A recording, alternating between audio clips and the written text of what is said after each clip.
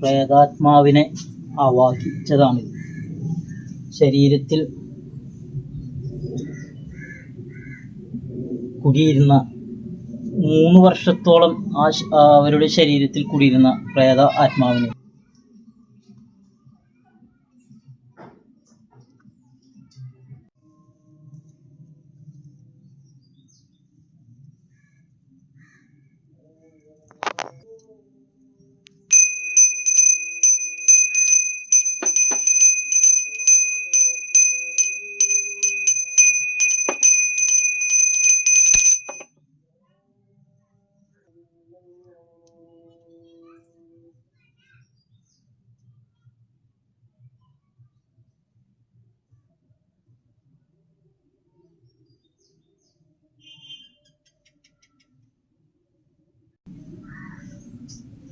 മനുഷ്യ ശരീരത്തിലെ ആത്മാവിലെ പ്രേതാത്മാവിനെ ആവാഹിച്ചതാണ്.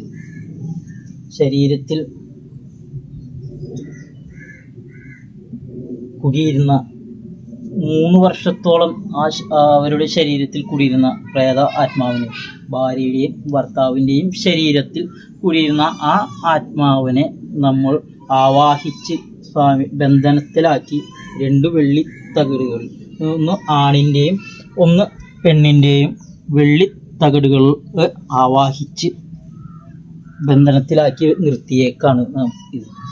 ഇതാണ് പ്രേതാത്മാവിനെ ആവാഹിക്കുക എന്നുള്ള കർമ്മ രീതിയാണ്. ആവാഹിച്ച് ഇത് ജലത്തിൽ ഒഴുക്കണം, നിമഞ്ജനം ചെയ്യണം എന്നാണ് ഇതിൻ്റെ ശാസ്ത്രം. അപ്പോൾ ആ പ്രേതാത്മാവ് ആ ജലത്തിൽ ആ മോക്ഷപ്രാപ്തി കൈ ഒഴുകിപ്പോകും. ഇത് നമ്മൾ ഹോമത്തിലാണ് ഇത് വെള്ളിത്തകിട് സമർപ്പിക്കുകയാണെങ്കിൽ ആ ആത്മാവിനെ നശിപ്പിക്കുക എന്നുള്ള കർമ്മം കൂടി ഉണ്ട്. ഇനി 2 വസ്തുതയാണ്. അങ്ങനെ ഇതെല്ലാം വിഷ്ണുമായ സ്വാമിയുടെ അനുഗ്രഹവും ആ പ്രാണായുസും തന്നു നിൽക്കുന്ന ആ പരബ്രഹ്മത്തിൻ്റെ ശക്തിയാണ് ഏറ്റവും കൂടുതൽ ഇതിൽ നമ്മളെ സഹായിക്കുക എന്നുള്ളത് എന്നെ ഈ കർമ്മത്തിൽ